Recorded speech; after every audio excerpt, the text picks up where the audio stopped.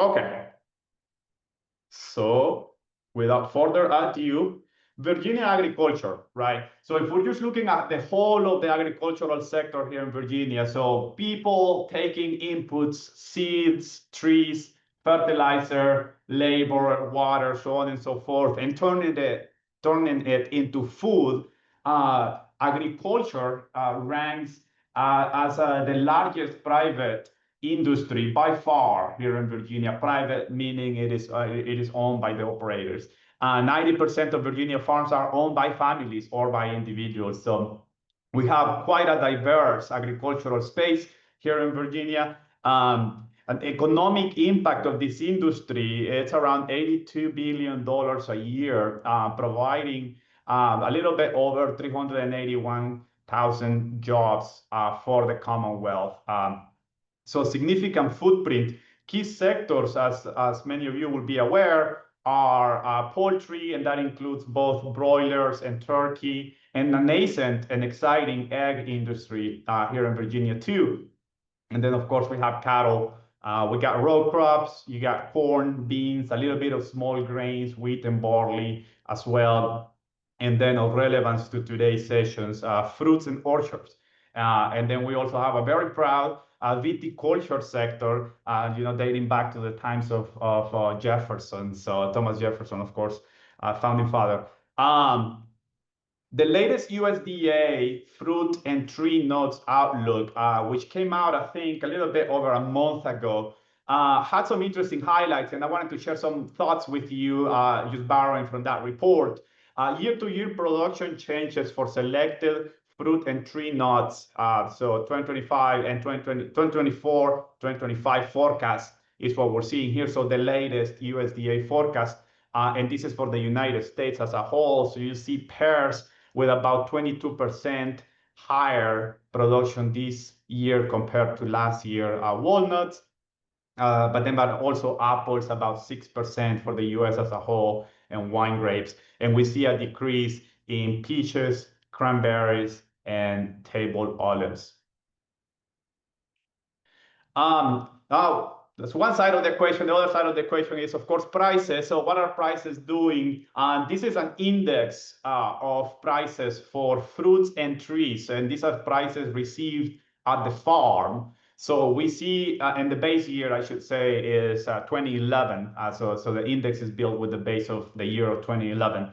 And we see 2025 prices above prior years and also above multi-year trends, which is the dotted line. Seasonal trend, partially reflective of seasonal production, right? So this will be familiar to many of you. The prices move within the year, depending on when we are in the production stage. And then you can also see the comparison to prior years. So good news from that perspective, right? Higher prices this year and in congruence with historical seasonal production patterns. Now, the index that we saw in the prior slide has different components. And here we see some of the important components broken down. So for example, you're going to have the apple CPI, the Apple Consumer Price Index. You're going to have the banana Consumer Price Index, other fresh fruits, which is reflective of everything else, and then the fresh fruit index on its own, so which is the whole compilation of things. And we see that apple and banana prices are, of course, two of the most heavily weighted components in the fresh fruit CPI. So this is price paid by consumers. So we saw in the prior slide price received by producers. This is price paid by consumers. And we see that apple and bananas account for about 14 and 19% respectively, and together accounting for more than 3 times the weight of the citrus fruit CPI, which is about 11%. But let's look about apples, for example, really quick here. And we see that the year of 2025, as we're sitting here, as of the latest update again, which came out in September, we saw that apple prices were above the year of 2022, above the year of 2024, but below the year of 2023.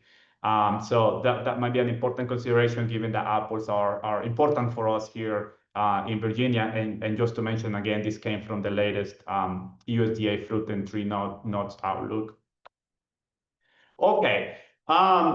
Now let's look at the 2025 U.S. apple production, which is up based on 7 survey states here. So you're going to have Washington, of course, which is the monster when it comes to apple production here in the United States. And then you're going to have New York, Michigan, Pennsylvania, and a few other states that we're going to talk about in the next slides. But what we see is that the 2025 U.S. apple crop is forecasted at 11.5 billion pounds, according to the USDA. The 2025 apple crop, if realized, so if this actually does come indeed to be true, will be the 3rd season in the last decade that annual production exceeds 11 billion pounds. And then this, if realized again, this apple forecast will be about 6% larger than in 2024, but similar to the elevated production levels that we saw in 2023. All right, so let's see a few of the regional patterns and perhaps the ones that are a little bit more important to us, given where we are from the production side. Of course, prices are impacted by both national and international trends in supply and demand. But Virginia and Oregon are forecasted to produce about 165 million pounds of apples this year.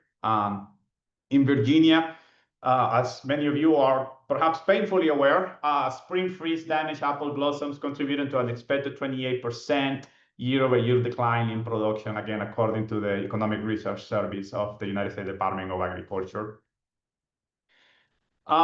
Let's look at FOB, so free on board prices for top apple varieties. So we know that the apple game, it's not uniform. The apple game is played according to the different varietals that we're producing, and those, of course, are in turn responding to consumer trends, right? So consumers are changing their mind more often, that we can develop new genetic material for new seeds, for new varieties of apples. And then, of course, we know how long it takes to make those produce in the farm, and we know the struggles with that. But this just gives you a perspective, historical, and a little bit of what we're seeing here as of the latest update in 2025, so not the forecast, but realized values. On June the 1st, 2025, the 2024-2025 fresh apple holdings were 2% lower than the same time a year ago, but about 35% higher than the previous 5-year average, right? And so what we see here in this chart again is the FOB free on board price for different apple varieties, and then we have the Honeycrisp highlighted here. We have the Granny Smith, then we have the Gala, the blue line, and then the Red Delicious, which is the Virginia Tech maroon line over here. What else can we see from here? 2025-2026 production volume of the Honeycrisp variety is expected to exceed the 2023-2024 volumes. If realized, the Honeycrisp production will rank 3rd in apple varieties by volume for the first time, which gives you an indication of what might be going on with this price over here, surpassing Granny Smith, but continuing to trail Gala and Red Delicious. So as we know, the forces of supply and demand interact in the market and make these prices the way they are. And here we're seeing how the Honeycrisp, the expected Honeycrisp production volume is an indicator of, or it's perhaps leading to the lower price observed here. So as far as exports, so we're switching gears to exports a little bit here. And Mexico is a huge market for exports when it comes to fresh apples. And what we're seeing here is just highlighted the U.S. organic fresh apple export volume to Mexico, which was record high 2024-2025 year. In the marketing year of 2024-2025, U.S. exports were 25% of its fresh market apple production volume, the same share as last season. So off of the total fresh apple production crop in the United States, we're exporting about 25%. Among the top 5 destinations of U.S. fresh apple exports, the value of a pound of exported apples was the lowest in India. So India being another important market, and the highest in Vietnam and Taiwan, about 63 cents and 61 cents respectively. And what this does not mean, it does not mean that India pays us lower for the same type of apples. It means that India tends to buy apple varieties that are just cheaper. Right. So again, this is just gives us an idea of what export markets do and what they look like in recent years. And then the dynamic of the market is that India just buys lower value type of apples, and then we see the opposite trend in Vietnam and Taiwan. Okay. If we're thinking about, continue to think, I guess, about just fresh organic apples. So we went from talking about market highlights of fresh apples in general. Now let's look at organic apples. We see that fresh organic apple exports increased from about 327 million in 2023-2024 marketing year to about 368 million in the new year. So we see an increase in organic apples exports out of the United States, up to a record high, right? So U.S. organic fresh apple export volume was a record high in 2024-2025. Organic apples as a whole represented 20% of fresh export value and volume in 2024-2025. Mexico was the top destination, which is why Mexico is highlighted in this little figure that we have here from the Economic Research Service. Mexico was the top destination for fresh conventional apples, 27% of the volume, and organic apples. So a very, very material figure here of 67% of organic apples exports going to Mexico during the marketing year 2024 and 2025. Canada, right, has historically ranked second in organic exports, but for the second season in a row, India was the second destination, representing 7% of the volume, with Canada ranking third. So if we take just a quick pause here and just think about the implication of this thing, right? Canada and Mexico are our neighbors, so it's relatively more straightforward, and you can ship to some of these destinations a little bit quicker than you can do to other places in the world. But nevertheless, market conditions are such that India is taking over, in this case, a place far away from us, but it's almost a miraculous dynamic of the efficient logistics systems that we have to ship some of our products out of the United States. Now, some of you that are involved in exports might tell me it's not as easy as you're making it, Mario, but I guess just looking at the numbers, you can see that at least we have that flexibility. And then, of course, there's hiccups and opportunity for infrastructure updates, so on and so forth. But we continue to see volume being moved to places far and beyond. Okay. Now let's look at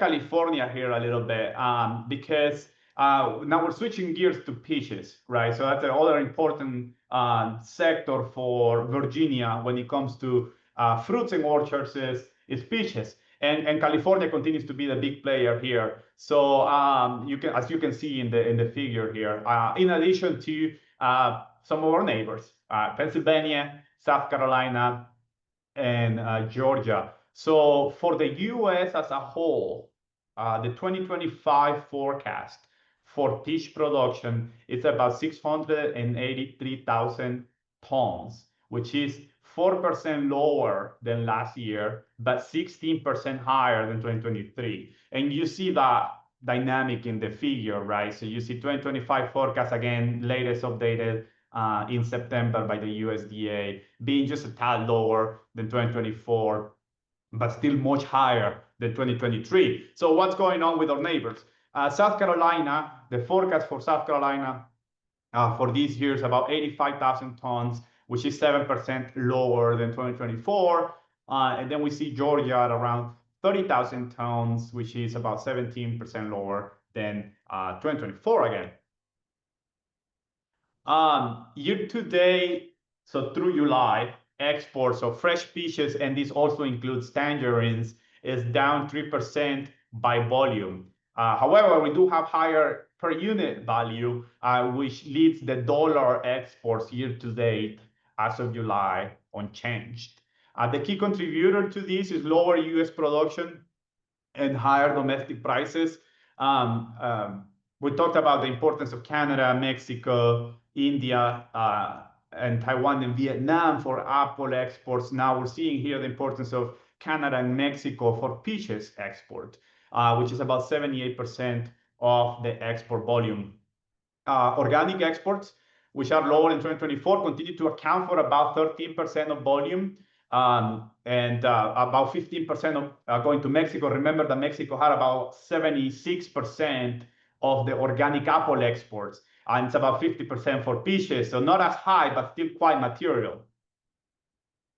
All right, so now those were highlights coming from the latest Economic Research Service of the outlook from the United States Department of Agriculture. I want to switch gears and tell you a few cool things that I found from the 2022 Census of Agriculture. So this is the National Statistics Service of the United States Department of Agriculture, and we know that every 5 years they put together the Census of Ag. So the latest one is the 2022, but it was just published in 2024. So it takes them a few years to compile and analyze the information. But what we can see here as a whole is that the U.S. fruit, tree nut, and berry sales amounted for about $34 billion in 2022, accounting for about 6.3% of total U.S. agriculture, which is a 20% change from the prior census in 2017. The number of acres increased by 10%, again, compared to 2017. Farms that specialize in fruit, tree nut, and berry production on average had fewer acres and higher sales than farms overall. So all other types of crops that we grow. Fruit, tree nut, and berry growers were slightly older than the U.S. producers overall, right? So we continue to talk about some of these opportunities, and some might call them challenges of the aging population of farmers, right? And some of the need for transition plans, for succession plans to be effective, and some of the needs that we have to attract young people to the farm economy, to the farm sector, bright kids that are able to take on the farming operations and take agriculture, food and agriculture to the next level that we need. And we see by this fact that that need is even higher amongst fruit, tree nut, and berry growers, with them being slightly older than U.S. producers overall. This was another cool map that came from that census report. Fruit, tree nut, and berry sales as a percentage of agricultural sales. So how important are tree nut and berry and fruit sales for each county in the United States? And it would not be surprising to many of you to see some of the counties here in Northern Virginia, where fruits and orchards are a very important part of the agricultural economy of the county. And you see how the shade is more orange for those, right? So as expected, many counties in California and some of the Northwest states will have that dynamic, but then we also see it here in Virginia too. 10 states accounted for about 93% of sales and 92% of the acres producing fruits, tree nuts, and berries in 2022. Just 3 states, again, not surprisingly, California, Washington, and Florida accounting for 83%. So we're a small share, right? Virginia and the rest of the states in the United States. However, we do have a very key advantage that our friends in the West Coast don't have, which is that about 40% of the US population lives around the shores of the East Coast. So about 40% of the US population lives close to us. And this is unsurprising, again, to many of us that are familiar with Northern Virginia. And so we're very fortunate to have these assets producing fruits and orchards, not only in a very beautiful area of the country, but also in an area of the country that is close to population hubs. And I cannot emphasize to you all how important it is to have our production close to the population, right? We know that we produce perishable goods. We know that we're very good with refrigerated and logistical system. We're able to send them to places far away like India. But we also know that transportation cost is prohibitive and very high at times, especially when you're moving fresh produce. So time is of the essence, money is of the essence when margins are tight and our operating profits are squeezed by higher input costs and other maybe production risk and such dynamics. So it is such an advantage for us here in Virginia to have these operations close to the population hubs. So again, that's a very important thing to highlight. Rabobank had a report about 5 years ago when they were talking about how different agribusiness operators in the West Coast were looking into moving their production to some of this area over here so that you can be closer to population centers, especially if you play in the commodity space where you don't have any way to differentiate. Your only lever that you have to pull as a producer, as a business owner, is to reduce cost, right? So if you are an orchard owner, or if you're working with an orchard owner and that person is just selling, let's say, apples to wholesale, the only lever that that person has to improve profitability without changing the business model is to decrease cost, right? And so we already have that advantage that we can decrease the transportation cost at least just by virtue of being closer to the destination markets. A few more things here before we wrap up this session. You see here the distribution of fruit, tree nut, and berry crops in acres in 2022. Again, this is of the United States Department of Agricultural Census of 2022, which was published in 2024. Now, it tends to be confusing sometimes. But almonds is at the top, and that's not something that perhaps is of much interest to us here other than as consumers buying almonds for our own consumption. But grapes are, and then you have apples over there, and then you have English walnuts, oranges, which is also probably not a crop of our interest. But if we look at the apple highlight, apples were 19% of non-citrus acres. 72% of the apple acres were in Washington, New York, and Michigan. Okay, what farm characteristics are we seeing? So if we see here, the first column is the percentage of total farms that fall into each of these categories. Excuse me. And these categories include sales and government payments.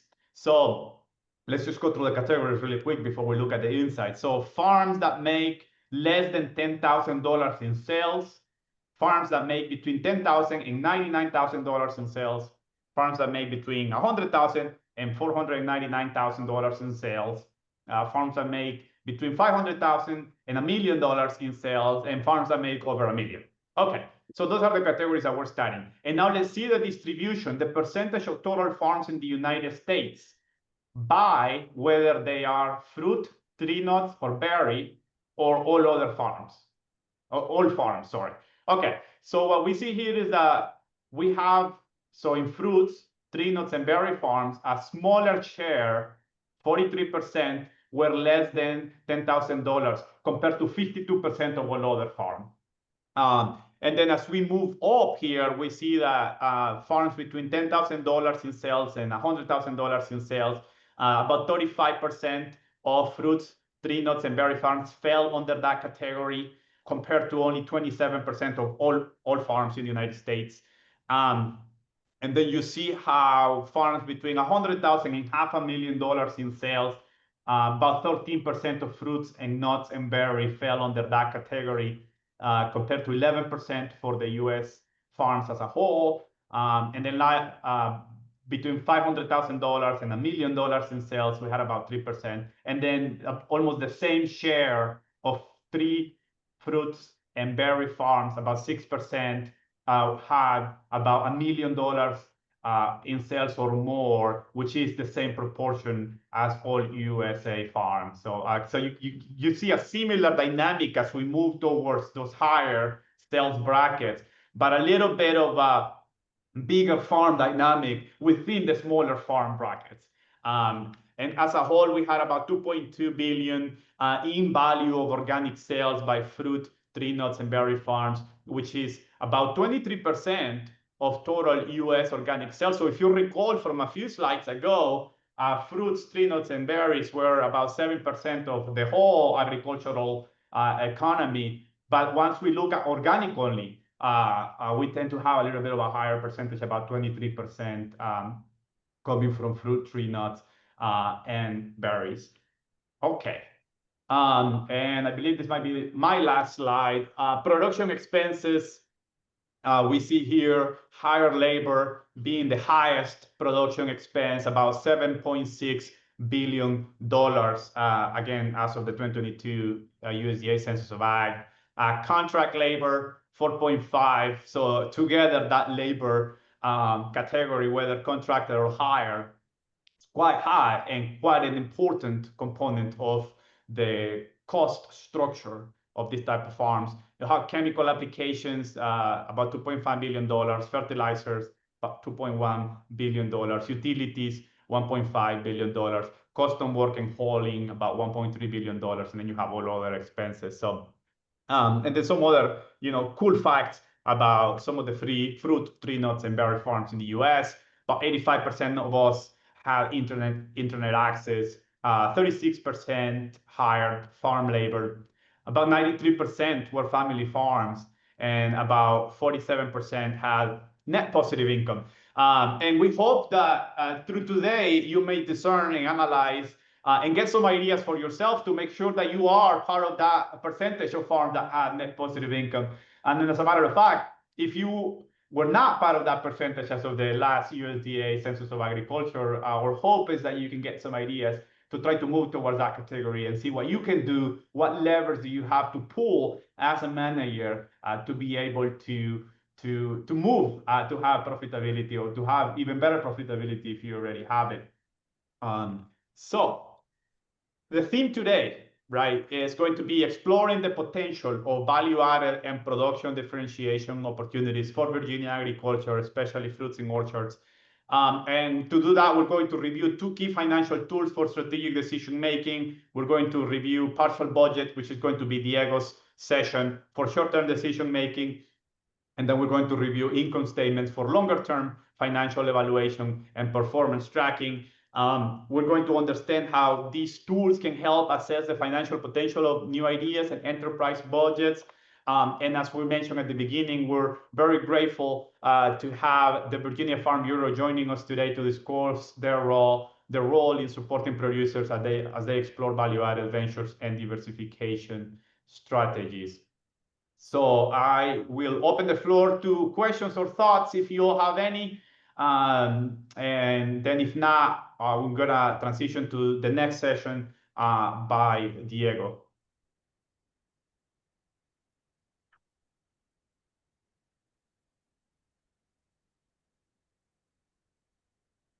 All right, so not seeing any, I'm gonna ask Diego to share his screen, introduce himself, and then move to his session. Hey, Mario. Thank you very much for the presentation. Okay, so I'm sharing my screen now. So hello, everyone. My name is Diego Cuadra. I am a student here at Virginia Tech. I am a junior studying agribusiness management, and I have been working with the call center for almost a year now. I am an agri-food finance fellow and also part of the data science for public good program this past summer. And yeah, I'm just very grateful for all the opportunities the call center has given me. And with that, I'm going to start off my presentation today. Today, we're going to be going into looking at partial budgets and specifically in fruits and orchards. And to start off here, just a little bit of my purpose and disclaimer here of my presentation. So this tool was developed by a call center agri-food finance fellow as part of a series of an agribusiness workshops on value-added enterprises and product differentiation in Virginia. It is intended to illustrate the use of financial planning tools, including partial budgets, enterprise budgets, and income statements in strategic decision making.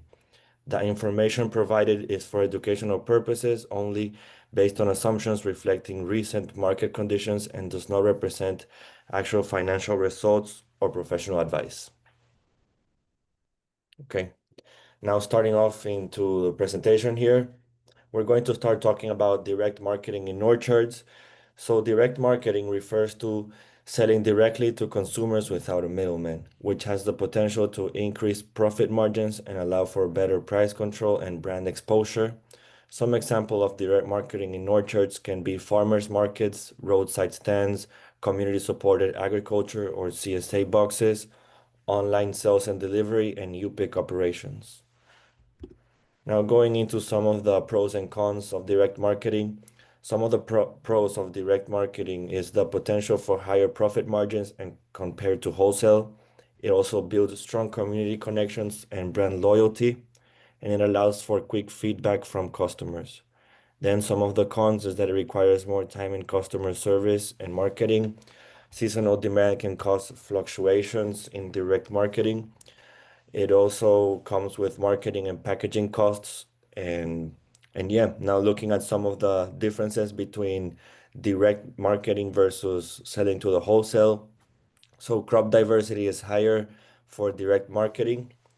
Then the customer interaction is also high when going into direct marketing, and prices are also obviously higher when you are direct marketing to consumers as instead of going into the wholesale. Then the volumes are higher on the wholesale, and then the post-harvest handling is higher for the wholesale. Okay, now going into value-added products. So value added, according to Investopedia, is the economic enhancement of a company that gives its products or services before offering them to customers.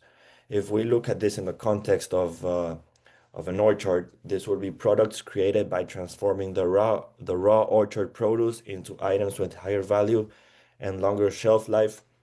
And then examples of how this would look inside of an orchard would be jams, jellies, preserves, baked goods such as pies, peaches, and cobblers, fruit juices, ice creams, frozen fruit, and specialty gift baskets. Some of the pros and cons that come with value-added products are that it extends the product shelf life, it has the potential to increase profit margins, it attracts more diverse customers, and as I said before, it's also a way to engage with the community. It supports agritourism and farm branding. Then some of the concept that to be able to sell these value-added products, you sometimes require licenses and compliance with food safety regulations, which may sometimes be difficult to get. Then the additional equipment and labor costs that come along with producing these value-added products. And then finally, the marketing and distribution strategy, which is just the way that you're going to try to make, try to get better sales for your value-added products. Now, I want to take a look at this graph. So this graph was created by the Penn State Extension, and it shows the number of US farms that sold value-added products categorized by their total sales, and it compares data from 2017 to 2022. The most noticeable thing here is the upward trend beginning with farms earning between $5,000 and $10,000 here in the middle. And then as sales the bracket increase, the difference becomes even bigger, with the largest jump seen among farms generating $50,000 or more in value-added sales. And so this suggests that not only are farms participating in value-added enterprises, but a greater share of them are reaching higher levels of sales, reflecting stronger market performance and expanded consumer demand for products. Now going into agritourism. Agritourism is when farmers invite the public to visit and participate in farming activities. It blends agriculture and tourism while giving additional income streams to farmers. Some examples of agritourism are U-Pick operations, farm store, harvest festivals, orchards and picnics, and farm tours. Some of the pros and cons of agritourism is that, first of all, it's good because it allows for a more diversified income stream. It has the potential to increase profit margins on products, especially when going into the value-added products that have bigger profit margins. It has also community and brand building. And then now moving on with the cons, just the liabilities of having agritourism in farms and managing the risks with a constant flow of customers. These outdoor activities would obviously be completely weather dependent, meaning if there's rainy day or whatever, you're not going to be getting as many customers into your agritourism. And then it has the potential for high initial investment costs, which may make it hard to start this operation. And then just the maintenance costs, which as soon as you have the operation already running, maintenance costs are going to be higher for an agritourism facility. Then some other challenges I want to highlight are that there are no clearly laws regulating this. There are some operational hurdles and road access and utility improvements that come along with having agritourism in your farm. You're going to have to make some maybe renovations to your place in order to be able to start your operation. And then some of the solutions for this can be tourism partnerships, simplified regulations that offer guidance for farm-based suppliers, and micro investments or grants for building facilities.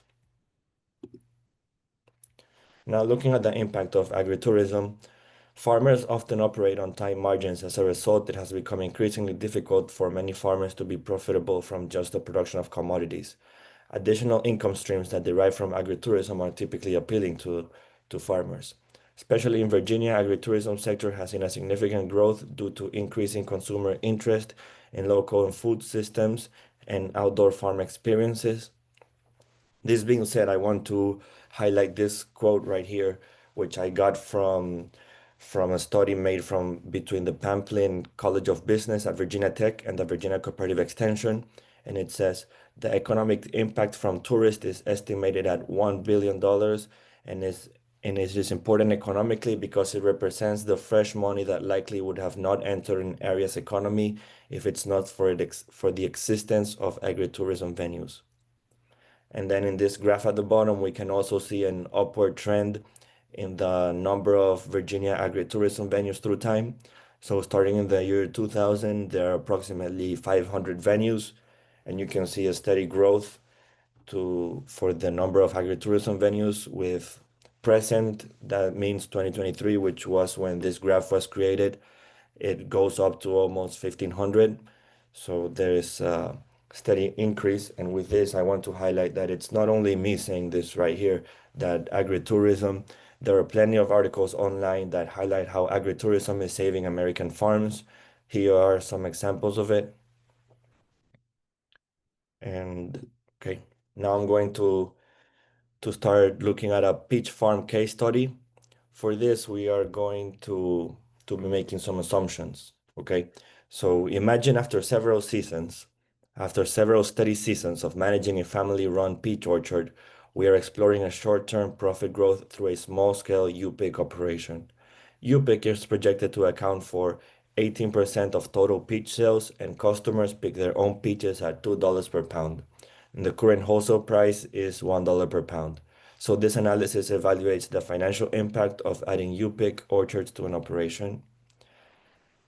So to make it simpler, we're going to be looking at two decisions, whether wholesale only or wholesale and U-pick, which is going to be better off in the short term. We are going to be doing a short-term analysis through a partial budget. Partial budget is a financial tool for analyzing the change in profit in the short term due to a change in operation. It helps make data-driven decisions when considering changes in operation. Are you better off than before? And it is important to note that partial budgets only considers things that change. So prices that are steady, prices that would be the same from only having the wholesale plus adding the U-pick, prices that stay the same are not analyzed and are not part of a partial budget. Now moving on to the peach farm assumptions that we are going to be making. We are going to be assuming that we have a 20-acre peach farm we have a 6,500 pounds yield per acre. And peaches are going to be sold at a wholesale price, as I said before, for $1, and then at a U-pick level for $2. And then we're also going to be assuming an additional labor cost, which is going to be one more worker going to be paid $16 an hour, working 8 hours a day, 5 days a week, 26 weeks a year. This is going to come out to be a total of 16,400 additional cost in labor. And then an additional agritourism cost, which are just things that come along with the maintenance of the place, utility bills, and all that. We're going to be assuming an additional $15,000 for the agritourism operation. Now going into our partial budget format, the partial budget has two sides to it. It has a good side, which includes added revenues, reduced expenses, and then the total of those two things together. And then on the other hand, it has a bad side, which includes reduced revenues, added expenses, and then the total. Then the two totals are combined together to see the change in annual profit and to see if we're better off than before. And if this new change in operation is going to be worth it, we're going to be doing the total of A, which is the total good side, minus B, the total bad side. Now we're going to be putting this in context of the assumptions I just said before. So first of all, our first added revenue that we're going to have are peaches that are not going to be sold at a wholesale. So this number is coming from the total 6,500 pounds yield per acre. So the 6,500 times 20 for the 20 acres that we have comes out to be a total of 130,000 pounds yield per acre. Then we're going to be assuming that 18% of these peaches are going to be sold at a U-pick level. That comes out to be to 23,400. And since they are sold at a U-pick level, they are sold at $2 per pound. So the additional revenue here is going to come out to be 46,800. Then we're going to be assuming an additional $20,000 um, from coming from the tours, rides, and workshops. This is broken down into things like seasonal events, entry tickets, which are going to have $5,000 for the seasonal events too. And then the tours, rides, and workshops, we're going to be assuming $10,000. And that comes out to be a total of $20,000 additional revenue. Then we're not going to have any reduced expenses. And so the total here comes out to be 66,800. And now moving into the bad side of the partial budget. First of all, we have the reduced revenues. The first reduced revenue is going to be the peaches that are not going to be sold at a wholesale level. And so this is remember what I had said before, if peaches are sold at a wholesale level, they are sold at $1 per pound, and 18% of the 130,000 is 23,400. So this is the reduced revenue, and this is then translated into the other side to the good side, the 46,000, which is now sold. So we have a reduced revenue of 23,400. Then we have added expenses of the agritourism costs, which is going to be 15,000. And then the labor. The labor is going to be one worker, 16 an hour, 8 hours a day, 5 days a week, 26 weeks a year. And so the total for the bad side is 54,800. Now comparing good side and bad side here, we're going to be looking at the short-term analysis if this operation of adding U-pick is going to be better off than before. So first of all, we have a total good side of 66,800 and the total bad side of 54,800. So this means that we have a total of $13,000 total profit for the short-term analysis of the partial budget. I know I may have gone a little bit quick through all these numbers, and we're going to provide additionally resources where all this is going to be written down, and there's also an additional worksheet where you can come here and complete this analysis that I just went through for you to see where the costs are coming from. And yeah, now Now my partner Alex later is going to be looking at the long-term analysis of this operation. But thank you. All right. Thank you, Diego. Yeah. So just to recap, right? So Diego was going through some quick and dirty type of analysis that you can make for yourself as you're discerning incremental changes to your business model, to your operation, or tools that you can use as you're advising or working with people that are looking into making incremental changes through their operation. Right. Sometimes we get these great ideas again from a coffee shop or conversation with friends or from the news, and then you wonder if some of those things might make sense for you. Right. So there's a lot of buzz about agritourism again, especially in Virginia. Because in Northern Virginia in particular, because we live so close to the population centers, and as a business owner, as a farm or orchard owner, you might wonder if that particular thing has any opportunities for you in particular. And so one thing that you could do is, if you're not trying to make any drastic changes to your business model, to your operation, you can go through a quick partial budget analysis where you can analyze the changes from not having it to having it, and see if this is something that has the same promise for you. But yeah, so the next item on the agenda, the next session is by Whitney Perkins, and Whitney is with the Virginia Farm Bureau.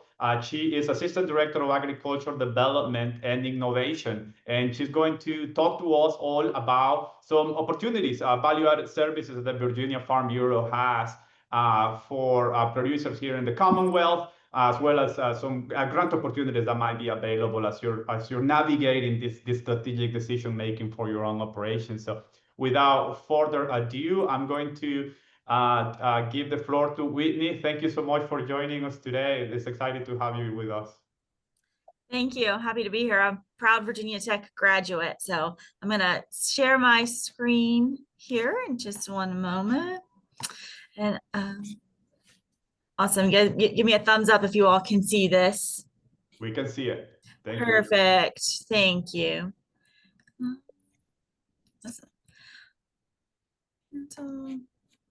Let me get back to my screen. Awesome. I'm going to start just by sharing with you all a little bit about the Virginia Fairs Foundation and who we are and what we do and how we support value-added agriculture opportunities. As Mario mentioned, we are essentially the economic development arm of Virginia Farm Bureau.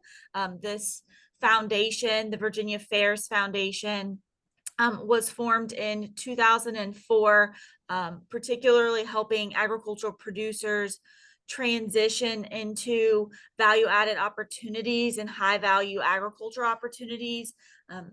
Value-added means a lot of different things to a lot of different people. It can be a very confusing term, and the way that we interpret the term value-added agriculture is what are opportunities for producers to return income to their operations, maybe cutting out the middleman there and trying to either increase the value of their products or just return profit back to their operations. And so we specialize in helping producers move into that.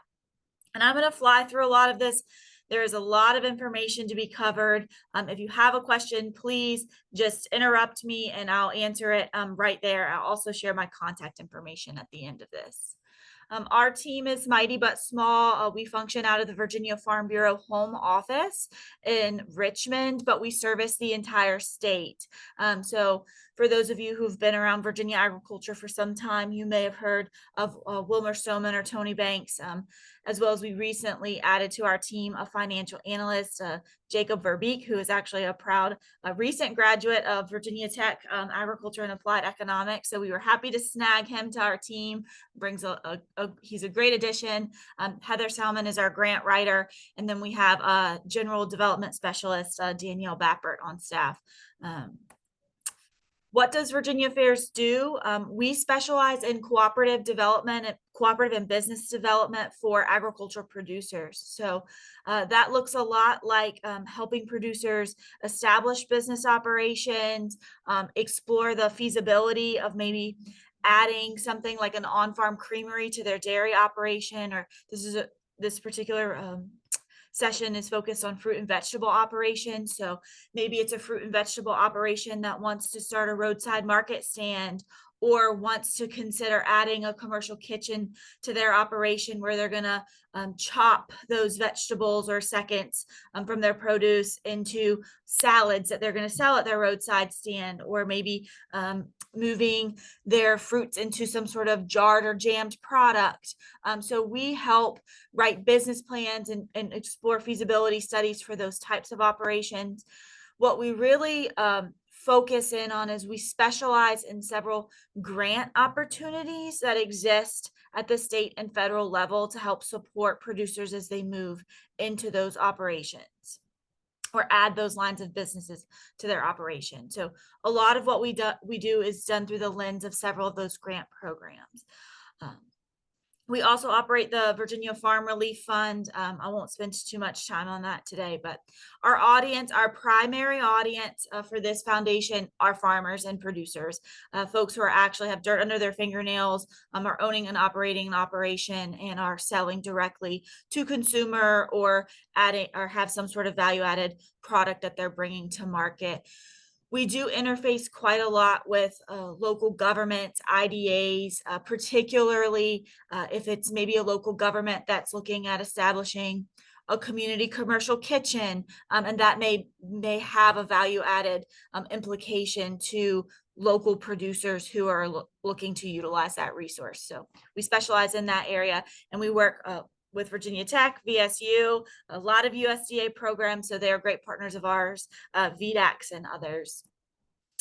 Our clients, we have clients all across Virginia. If you can grow it in Virginia, we've pretty much worked on helping folks explore how to add value to that. This is a very small sampling of some of our maybe more well-known or brand recognized clients. As you'll see, produce up there, Agriberry, Messick's Farm Market, Color for Farm, SVPA, association down in Southside aggregating produce for the wholesale market. So we also provide educational resources. So if you're looking to explore an opportunity, particularly maybe agritourism or moving into a value-added market, we publish about once a year a free white paper educational resource. We actually, one that may be applicable to fruit and vegetable operations. We just published one on commercial community kitchen feasibility, and explored, we kind of broke Virginia into several different market segments and explored different business models that we see potentially work in those regions, kind of the big factors to consider, size operations to consider in those, and they're completely free. They're not specific to an operation. What they are meant is if you're exploring adding value-added opportunities to your business, they're meant to be general guides that help you start to consider what types of questions do I need to be asking myself about starting this type of business. Are there zoning considerations? Are there legal considerations? Are there food safety considerations? You know, who needs to be at the table, or who do you need to be reaching out to ensure if you're going to start this line of business, what types of contacts do you need? What types of scenarios should you be starting to think through if you're going to be moving into these types of operations? And then I'll just briefly skip over that. We specialize, this is a small sampling of some of the grant and loan programs that our crew specializes in. This list is changing rather frequently. There's already several changes to this list, given many of the changes happening at the federal level right now. I'm going to focus today really on the value-added producer grant program through rural development. That's our bread and butter program, and I'm going to talk specifically about how that could be used for fruit and vegetable operations pursuing value-added opportunities. I could talk for probably an hour on every single one of these federal grant programs, and we would only begin to touch the surface of what they could do. So the long and short of it is, if you're interested in these programs, please give us a call. We're happy to talk with you. We're happy to hear about what you've got going on. And you may think that one program is going to work, and there might be another program right around the corner that's actually a much better fit. So one thing I do want to preface by saying is that grants are not an end-all be-all. We strongly encourage producers, as you're exploring adding value-added opportunities to your operation, whether that be agritourism, whether that be taking a product that you produce and moving it into a high return opportunity. See grants as an additional bonus. They're an add-on. They're a nice to have. They're hopefully a short-term tool that's going to come in, maybe provide some cash flow opportunities for you, maybe help you reach the next business growth level that you're trying to get to, might help you get there a few years faster than if that money didn't come into your operation. But grants are not free money.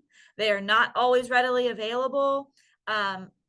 Setting up a business in hopes that you're going to operate that on grant money is not a very wise choice. So always make sure that your business can make sense on its own two legs. And a lot of these grant programs, you're going to have to prove that you can do that without this grant money, because this grant money is meant to be a helpful one-time input to your operation. It's not meant to be a sustaining every day, all day. And it might sound like it's free money, but free is never free. They come with quite a lot of strings and quite a lot of work.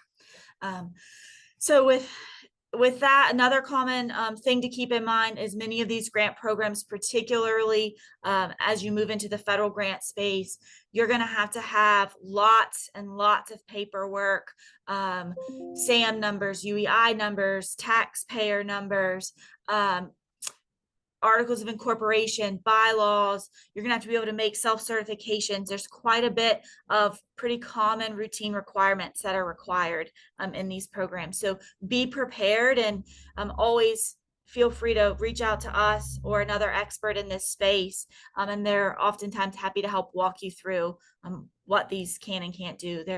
They can be pretty significant applications. And I always caution folks, read the fine print and read it really well before you spend hours working through a grant application only to find that maybe the project that you were going to put forward in that grant application isn't even eligible in that program.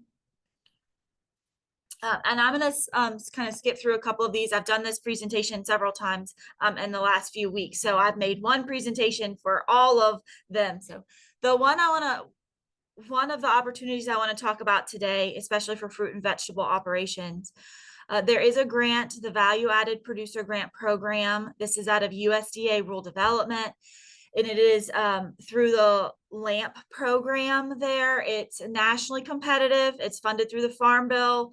The new program rules, we'll see what happens. We're all in a kind of tumultuous time at the federal government level, but this program is supposed to open November 1st of this year in the new program rules. So right now, October 23rd is a great time to really be thinking hard about this program.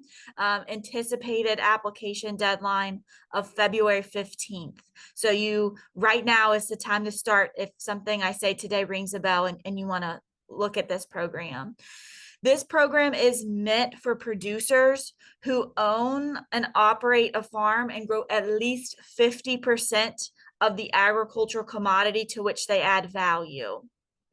And that's a really important piece in this program, is you have to produce the product to which you add value.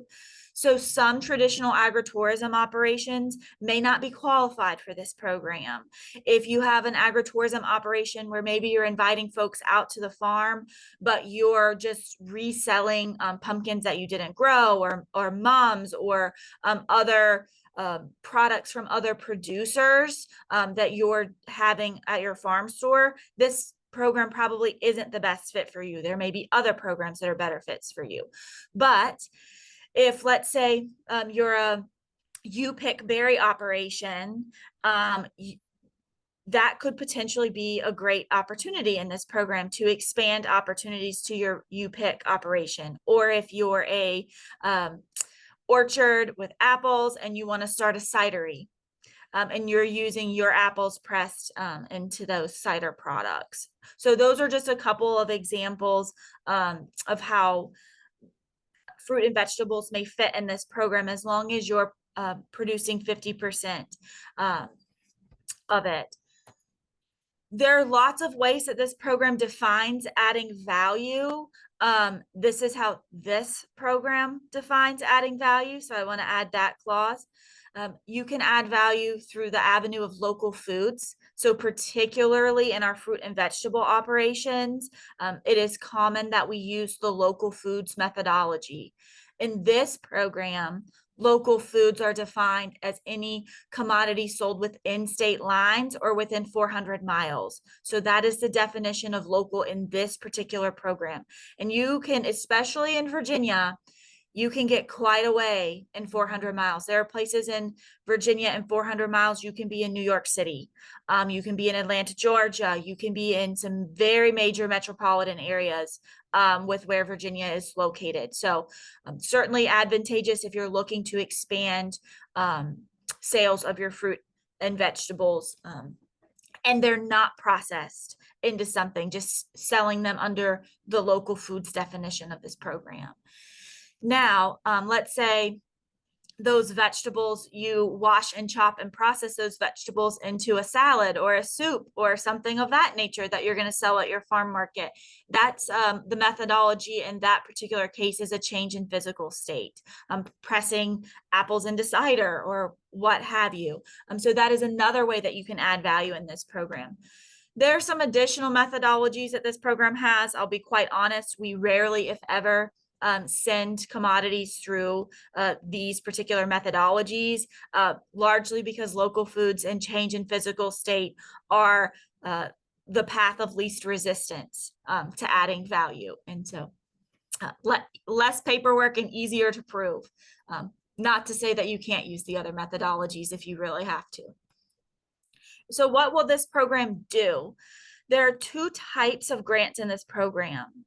There's a planning grant. So maybe you're a farm and you are thinking about adding an agritourism type or direct to consumer type of market to your operation. The planning side may be great for you. This you would apply for. You would explain what type of analysis you'd like. It's an award of up to $75,000, 1 year, dollar for dollar match. And it will help pay for things like a feasibility study, a business plan, a marketing plan that are going to explore adding that opportunity or that line of business to your operation. So you're an orchard, you want to start a cidery, you know, that's probably going to be quite an undertaking, you know, that you probably need some financial studies to help you explore the feasibility of doing that. The planning side of this program will help you do that. I will also tell you that the studies that you will receive at the end of this should be of the quality that you could go to a farm credit or another lending institution of your choice to have them review if you need to access capital or loans in that way. So that's what the planning side of this program is meant to help you do, is explore that opportunity. The working capital side is what I like to call the fun side. It's where we spend most of our time. The planning side, we sometimes send grants through that. Most of the time, they're for really large projects, like opening a cidery, like opening a creamery, where we're going to need like very significant documentation, because we're talking about multi-million-dollar investments to move into those spaces. Whereas the working capital grant is the second side of this operation. Their award max of $250,000. Remember, this is a dollar for dollar match grant. So a $250,000 grant is a $500,000 project. and you can spend your award for up to 3 years. What does it pay for? It pays for all of the post-harvest activities. So nothing on the farm, nothing around growing that produce, irrigating it, fertilizing it, plant stock, none of that. But what it will help is from the time that you harvest that produce or that fruit, moving it into a customer's hand. So whether that is processing, marketing, labor at a farm store, somebody that's got to be at the cash register ringing people out with their buckets of strawberries, or somebody that's maybe downstairs in the bakery that's turning that strawberry into a strawberry cookie. So it will help pay for those types of costs for up to 3 years. And it does this, it will also help with marketing. That is a big piece of this program, is marketing, because what this program is aiming at doing is giving you a short-term infusion of capital that is going to help you market your product, pay for some of those really expensive sort of startup costs, or as you are ready to kind of jump to the next tier. Particularly in value-added agriculture, there are a lot of upfront costs to getting started. You have to put all those inputs in, and then not only do you have to do, not only have to do that from the farming operation, you now have to do that for the value added piece too. So holding that strawberry to turn it into a jam, well, also now I have to provide jars and labels and a storage place for that, and somebody to hand somebody a jar of strawberry jam. It's going to help pay for those costs for the short term. Hopefully you can build your customer base to the point that when this money goes away, you're able to continue to grow your operation. You have built-in customers, you've expanded your customer base, and that operation is able to continue successfully without this short-term cash. As with all grants, reimbursement based. So this is not I'm going to write a grant and then I'm going to go out to my mailbox one day and there's going to be a $250,000 check. That would be lovely, but that is not. There's quite a bit of reporting that is required. You have to keep receipts. You submit a very detailed work plan and budget inside of this program. If you want to be funded, it will be a very detailed work plan and budget. And you will follow that pretty strictly over the course of 3 years. So it's really important that you sit down and do a lot of early business planning and really thinking through, how are these funds going to be useful? What does that look like? How do I want to spend them? And that's what we're here to do too. We write for this program. We've written for it since the early 2000s. It's probably our bread and butter program that we help folks access. So I will show my contact information here in just a few minutes if you'd like to utilize our services. But this is certainly a great program to consider accessing if you have a value-added operation or value-added piece to your business, or if you're considering adding this to your operation. I had some dairy. There's some specific dairy grants that are available to dairies. That's a part of another conversation that I was having, so I'll skip over those. And results, in the last 3 years, we've helped producers access millions of dollars from the state and federal government.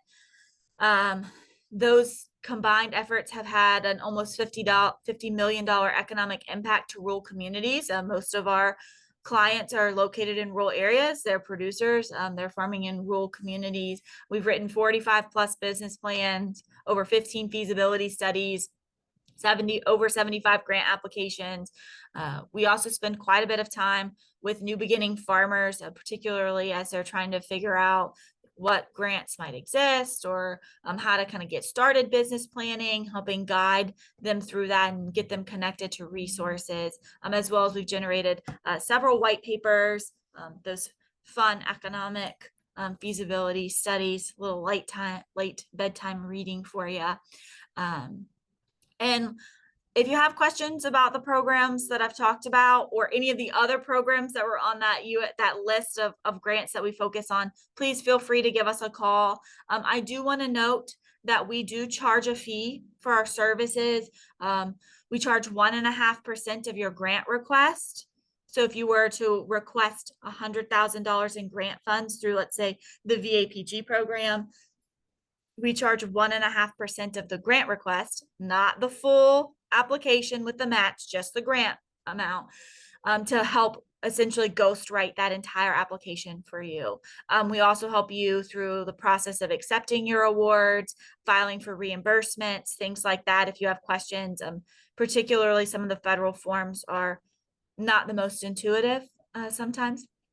And then we also will charge 25% of any additional documentation, like technical assistance documentation, like a business plan or a feasibility study that may be required. Some of these programs, depending upon the amount of money that you require or are asking for, there are additional requirements that you must provide, things like third-party produced feasibility studies, business plans, etc. So again, really important that you read the fine print, you read the entire funding package, you go through the application materials before you start, so you know all of the things you need to do to put forward a good application.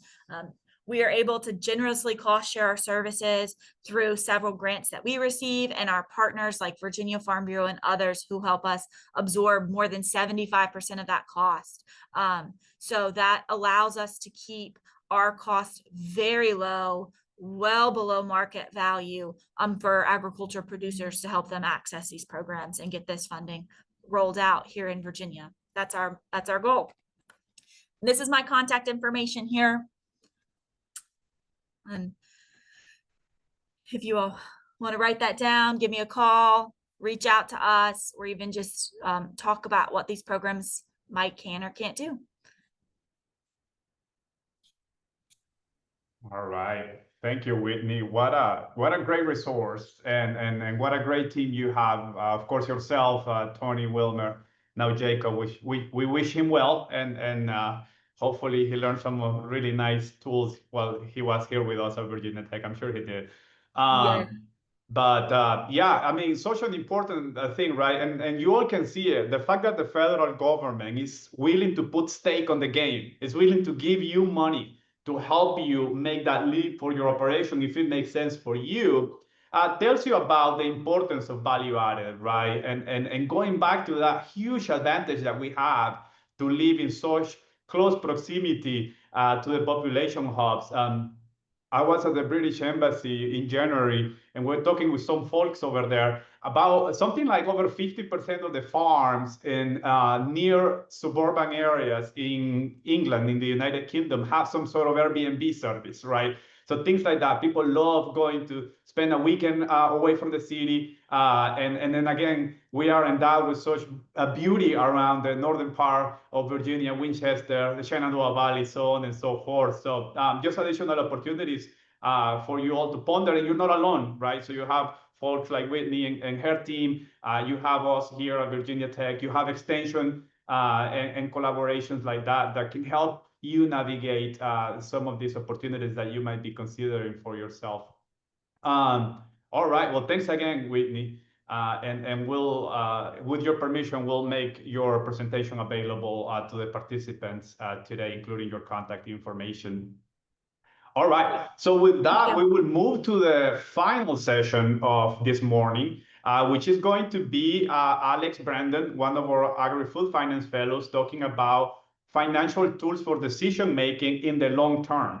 And this fits right into the theme that Whitney was talking about, and the rest of us before her, on the need to put numbers to your idea, right? So you might have this great idea, you heard it at a coffee shop, a church, so on and so forth, and you're wondering if it makes sense for you. Well, Diego talked about some quick and dirty short-term tool for financial decision-making, but some decisions are not short-term. Some decisions materially alter your business model in such a way that you need to see this idea played out across multiple years. So for those kind of things, a partial budget is not sufficient. We also talk about business plans and how a banker, a lender, or an investor, right, your rich aunt or uncle that is willing to give you some money to expand your operation, they will want to see a formal analysis. And so we hope that with some of the glimpses that we're going to give you today, you can already start thinking about what that might look like for you. And then, of course, the next step for you is going to be go talk to Whitney and figure out what resources you have available to make that leap that you may want to make. So without further ado, I'm going to let Alex take it on from here. Thanks, Mara. Really appreciate the introduction. Yeah, just like you just said, Whitney was a perfect segue into what I'm going to be covering this morning.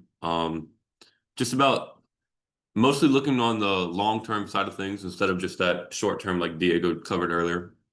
A little bit about myself before I start. I'm also one of the Agri-Food Finance Fellows here at Virginia Tech, working with the Cole Center this semester. Last semester, we were actually given the opportunity to just work with industry partners across the state of Virginia, which really kind of built my expertise into what I'm going to be showing you guys today. I'm super passionate about agriculture and about any value-added products that we can possibly add to make our businesses more profitable as a whole. I'm studying agriculture business at Virginia Tech, and yeah, let's just get right into it. Enough about me. So a little bit disclaimer before I start. I am not a professional, and just whatever I say, take it for educational purposes only, but I am not a financial advisor. Sorry, guys. All right, cool. Let's get into it. So as I mentioned, not all decisions are in the short term. And actually, to kind of look at the grand scheme of things, we're actually going to have to focus on the long-term decision making. This can be anywhere from 5-year to 10-year plan, but in this example, I'm going to be covering a 5-year. So our case study, we're going to have, after 10 successful years managing the family-run peach orchard, the focus now changes from sustained growth to diversification over the next 5 years. For the assumptions, we're going to have a U-pick operation, which is going to be about 18% of your total peach sales. And instead of that $1 per pound that you're going to be selling at that wholesale price, customers are actually going to be paying $2 per pound in this assumption. And this long-term plan analyzes revenue growth and business diversification opportunities. I have a little image here just as a bare bone structure. Year 0, you're going to be implementing that U-pick, and then year 1, be expanding production. Year 2, I want you to start thinking about starting a farm store, and then just year 3 through 5, just continuing to expand that and focusing on long term. All right, cool. So before I get into the actual 5-year model, I really want to kind of go over what Diego was talking about earlier and just break that down into actual numbers. So for your budget statement, which is going to be more of a short term instead of a 5-year case study, you're going to be taking your budget statement, which is comprised of 3 different things. You're going to have your income, which is your projected earnings for a specific period of time, your expenses, which is your estimated cost of goods sold, operating expenses, and taxes less interest, and then your profit loss, which is just essentially just your projected net income. For this case study, I want you guys to just remember that the blue on my examples are going to be only the wholesale, and then the orange is going to be U-pick and agritourism included. So first, get into revenue. We're going to assume that the wholesale fruit sales is about $130,000. I'm getting that number by assuming that there's about 130,000 pounds of peaches being sold on your farm. Each peach is sold at $1 per pound, which would get you to that 130,000. For your U-pick revenue, here on the right-hand side, as you can see, you're going to be looking at about $46,800, which is about 18% of your total sales. Then for your agritourism, which is anything from tickets to rides to tours, is about $20,000, as Diego mentioned in his previous slides. And then your wholesale fruit sales is everything else. Obviously, you can't sell $130,000 worth of peaches if you're already selling some of that to U-pick. So I took the other 82%, which is about $106,600. I want you guys to note that at least for this total revenue, your agritourism and U-pick is actually going to be higher than what it would be just selling at the wholesale price. but keep in mind that there's different things to take in consideration other than your revenue, such as your cost of goods sold. As you can see here, your harvest labor is actually going to be more expensive in the wholesale because it's going to be in your agritourism and U-pick going to be less, as it's 82% of your base cost. This is essentially because you're going to have less peaches as a whole to be able to sell to the wholesale, as the consumer is actually being able to pick the peaches for you. So it's kind of free labor in a way if you look at it. The follow-up to that would be your packaging and your packaging supplies. Instead of that 26,000 here, you can see on the left, it'll actually be 21,320. Your field inputs and orchard supplies will both be the same. I'm assuming about $2,600 at about $150 per acre, and then 2% of your total revenue for your orchard supplies. Now note, your cost of goods sold on the right here is going to have a few additional costs. First, you're going to have at least one worker working at about $16 an hour for 26 weeks to actually operate that U-pick. You can't just assume that the harvest laborers that you can see up above is going to be in charge of running that entire U-pick operation. So I want you guys to take in consideration at least one person to be able to actually run that farm stand. Here we are. For packaging and packaging supplies, I want you guys to include an additional $7,000. And for your additional supplies needed for U-pick and farm tours, take about 10% of that, and then 10% of that again for both your farm pick and your U-pick. That, as I mentioned on the previous slide, will make the cost of goods sold actually more expensive for these agritourism and U-pick, which is going to be cutting into your profits, as we'll get into here.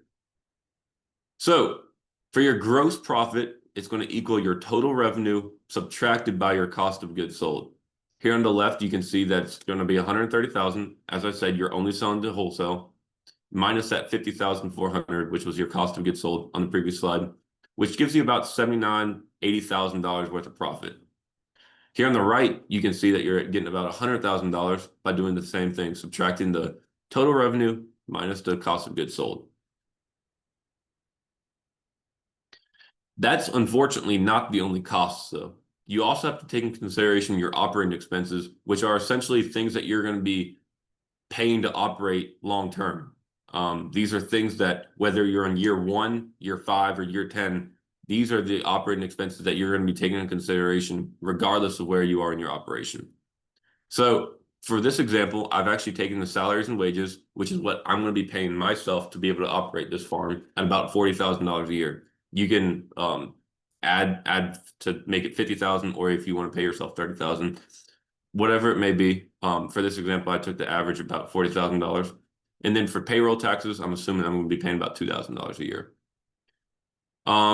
So I want you guys to notice the 3 things that really change between these operating expenses, between your wholesale and then your agritourism and U-pick. The 3 things mainly being your repairs and maintenance, your fuel and equipment operating, and your insurance. These things obviously change more than the rest because you're going to be using more equipment, you're going to be adding equipment, you're going to be spending more fuel, and with that, there are going to be additional maintenance charges. And then, of course, you're going to have added liability for new customers that are coming in, picking these peaches, picking whatever product you have. And so that'll obviously increase your insurance a good bit. But you guys can take a note of all the other things that I've included here. It's essentially everything that you'll need to be paying to run a farm long term. And as you can see, it actually comes out to be about $10,000 more in this example for operating expenses. Now to find your operating income. So operating income is equal to your gross profit subtracted by all of those other operating expenses that I just covered. So you're going to be having that $79,000 that we just covered minus the $77,000, which only gives you about $1,900 for a year in this example. In the other example, it's going to be about $100,700 minus that $88,000, which is giving you about $12,000 a year. All right, so we talked about the short run. Now let's actually get into the 5-year plan, what it is, what it'll do for you, and why it's so important. So the long-term strategy is to see if the initial investments that you're going to be paying early on, as in the example I just showed you, are actually going to be worth it. This allows business owners to assume different income streams such as the U-Pick, farm store, and agritourism. I know that there's been a few other things mentioned, but for this example, these are just the things I'm going to be covering. And it helps you identify opportunities and risks that may affect the business over a 5-year period. As Mario had just mentioned, this can help attract potential lenders and external investors, or as someone said earlier, it might just help you appeal better to your rich aunt or uncle. So, all right, for your 5-year breakdown, we're going to be assuming a few things. We're going to be taking the revenue, your direct cost of farming, your value-added product costs, your net income, and then your earnings before interest, tax, depreciation, and amortization, which is just your EBITDA. This measures a company's financial performance that focuses on its core day-to-day business operations. All right, so this first example, I'm going to be going back and forth of what it'll look like in a wholesale and then what it'll look like with agritourism and U-Pick. So this mainly being just wholesale, I'm going to be assuming that there's about 20 acres on your farm. You're going to be yielding about 6,500 bushels per acre, which will get you about 130,000 for that 20-acre farm. I'm going to be assuming that your price per pound is going to be $1 at the wholesale price, which will get you about 130,000 for your total revenue.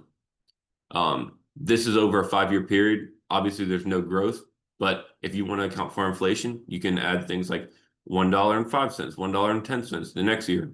So it really just depends on what you want to look at. In all my examples, I didn't take into account inflation or anything, but you're more than welcome to. So moving forward to our U-Pick and agritourism side, we're going to have same acres to make it fair, same bushels per acre, same total pound of peaches, but now we're going to add that additional revenue line. So instead of that $1 sold at the wholesale price, we're also going to have that $2. This will get you about 173,000, which is a good bit more than what it would just be at the wholesale price. But as I mentioned on previous slides, this does not just mean it's a good investment by just looking at total revenue. There are a few other considerations that we have to consider. All right, mainly being the direct costs. So for your 5-year direct costs, we're going to assume that the labor is about $19,000. Your field inputs are $2,000. Your fertilizer, sprays, and irrigation is also about $2,000, and then your packaging and transportation is $26,000.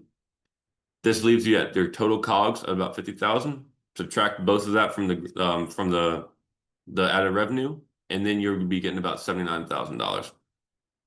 Same thing for the 5-year value-added costs, except this time we're going to be having additional COGS, which is where your harvest labor comes in, your packaging and packaging supplies comes in, your additional supplies needed for U-Pick, and your additional supplies needed for farm tours. This gets you at about $72,000, which means your gross profit is about $100,000. All right, so getting into your OPEX, your operating expenses, I want you guys to note that, as I said before, this is paying you $40,000, but you're more welcome to change this to whatever you guys want to pay yourself.